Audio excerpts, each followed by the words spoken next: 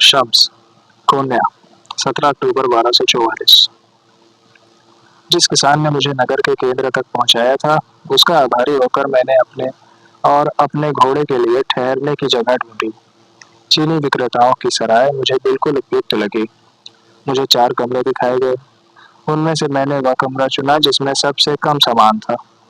वहाँ केवल एक सोने की चटाई थी, जिस पर फफूंद लगी हुई कंबल पड़ी थी। एक तेल का दीपक था, जो अपनी अंतिम सांसें ले रहा था। धूप में सुखाई गई एक ईंट थी, जिसे मैं तकिए की तरह इस्तेमाल कर सकता था। और एक ऐसी खिड़की थी जहां से पूरा शहर और उसे घेरने वाली पहाड़ियों के तल तक का दृश्य दिखाई देता था। ठिकाना बना लेने के बाद मैं सड़कों पर निकल पड़ा। हवा में घुली हुई विभिन्न धर्मों, रीति रिवाजों और भाषाओं की मिली जुली दुनिया को देखकर मैं चकित था। मुझे जिप्सी संगीतकार, अरब यात्री, ईसाई तीर्थयात्री, यहूदी व्यापारी, बौद्ध पुजारी, फ्रैंकी गायक, फारसी कलाकार, चीनी कलाबाज, भारतीय सपेरे, जैतुस्त्री जादूगर और यूनानी दार्शनिक मिले। गुलामों के बाजार में मैंने दूध जैसी गोरी त्वचा वाली उप पत्नियों और विशालकाय काले हिजड़ों को देखा, जिन्होंने इतने अत्याचार झेले थे कि बोलने की क्षमता ही खो बैठे थे। बाजार में मुझे घूम घूम कर बाल काटने वाले नाई मिले, जिनके पास रक्त निकालने के औजार थे। भविष्य बिताने वाले लोग मिले, जिनके पास क्रिस्टल की गेंदें थी। और ऐसे जादूगर मिले जो आग निगल सकते थे। वहाँ यरूशलेम जाने वाले तीर्थयात्री भी थे, और ऐसे आवारा लोग भी, जिनके बारे में मुझे संदेह था कि वे अंतिम धर्म युद्धों से भागे हुए सैनिक थे। मैंने लोगों को वेनिसी, फ्रैंकी, सैक्सन, यूनानी, फारसी, तुर्की, कुर्दी, आर्मेनियाई, हिंदू और कई अन्य बोलियां बोलते सुना, जिनमें से कुछ को तो मैं पहचान भी नहीं सका। उनके बीच चाहे जितने अंतर दिखाई देते हों, फिर भी उन सभी में एक समान भावना थी, अपूर्णता की। वे सभी निर्माणाधीन कृतियां थे, अधूरी उत्कृष्ट रचनाएं। पूरा शहर मानो बैबल का टावर था। सब कुछ लगातार बदल रहा था, बिखर रहा था, जन्म ले रहा था, फल फूल रहा था, समाप्त हो रहा था, सड़ रहा था और मर रहा था।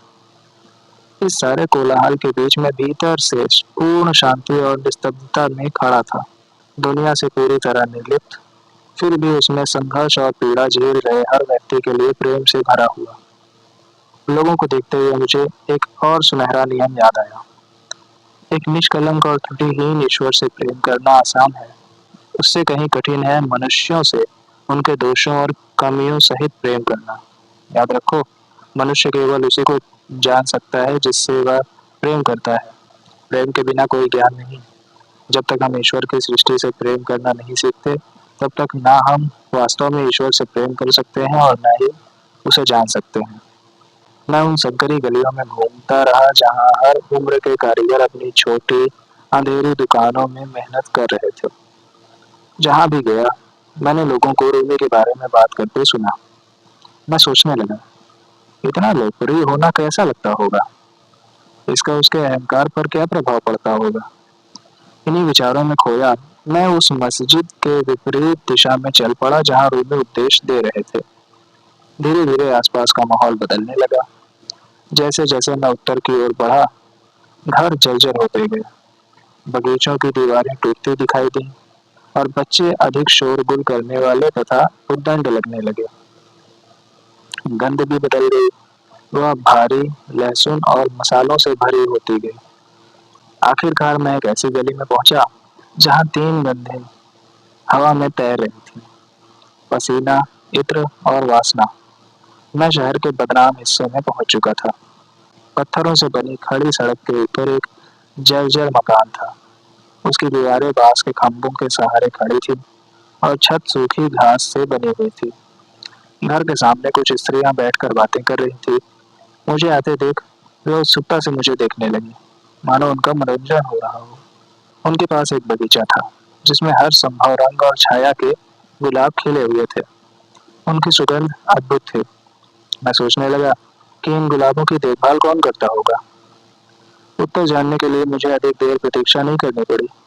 जैसे ही मैं बगीचे तक पहुंचा, घर का दरवाजा अचानक खुला और एक व्यक्ति बाहर निकला।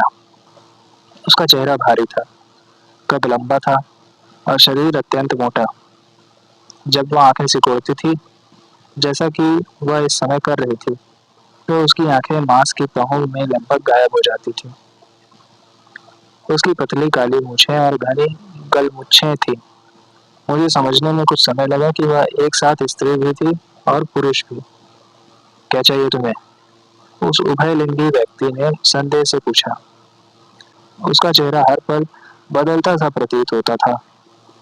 वह एक क्षण वह स्त्री जैसा दिखता और अगले ही क्षण पुरुष जैसा। मैंने अपना परिचय दिया और उसका नाम पूछा, लेकिन उसने मेरे प्रश्न की उपेक्षा कर दी। ये जगह तुम्हारे लिए नहीं है, उसने हाथ हिलाते हुए कहा, जैसे मैं कोई मक्खी हूँ जिसे वो भगाना चाहती हो। क्यों नहीं? मैंने पूछा। क्या तुम्हें दिखाई नहीं देता कि यह एक वेश्यालय है?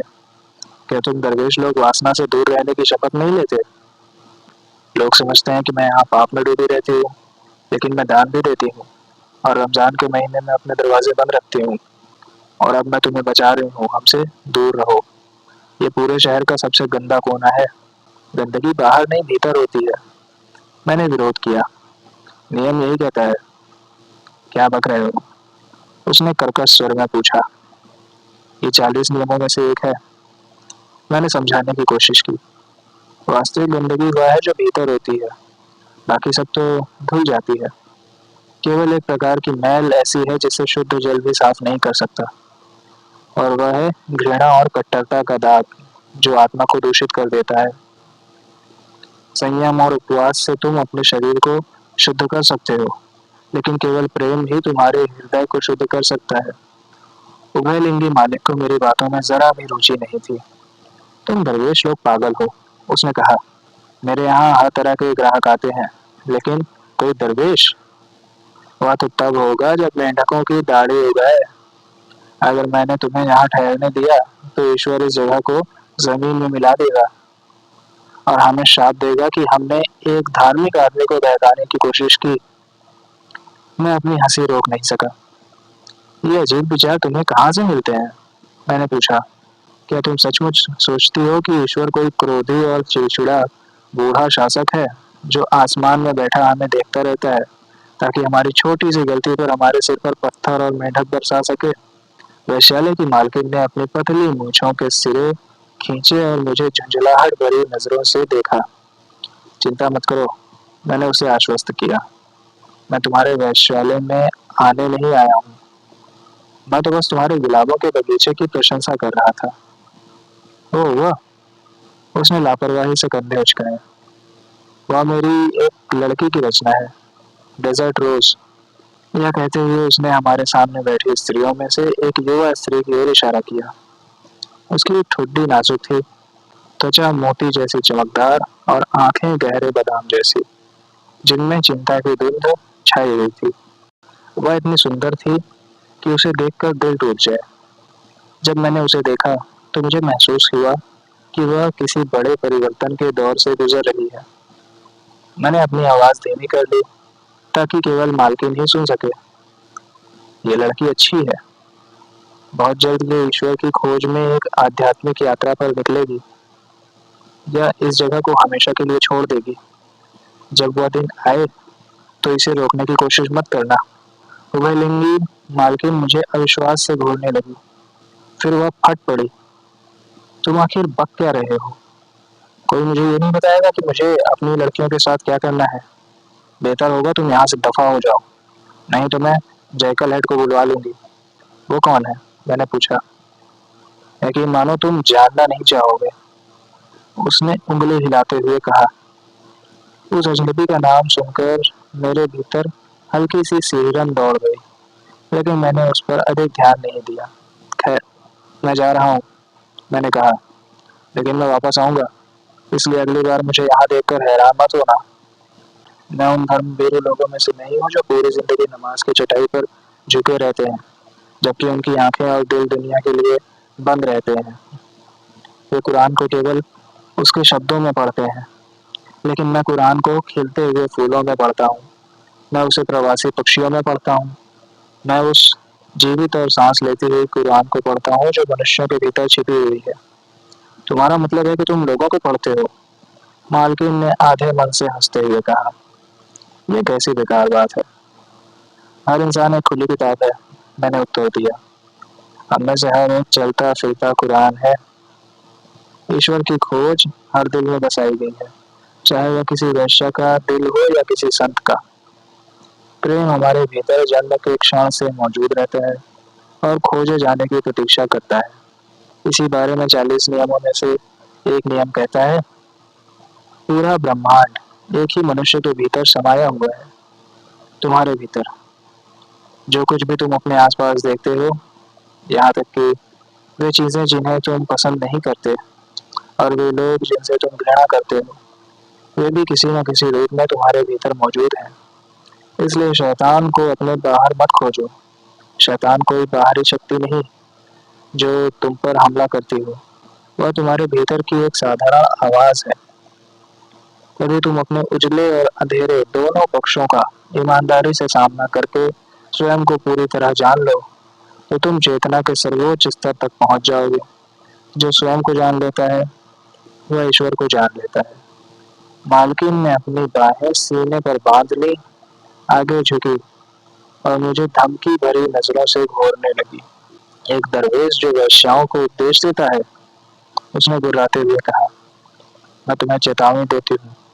मैं तुम्हें यहाँ किसी को भी अपनी मूर्खतापूर्ण बातों से परेशान नहीं करने दूंगी। मेरे वैश्यालय से दूर रहना, क्योंकि अगर तुम नहीं रहे तो मैं ईश्वर की कसम खाती हूँ, जयकल है तुम्हारी इस तेज जुबान को काट देगा और मैं उसे बड़े आनंद से खा जाऊंगी।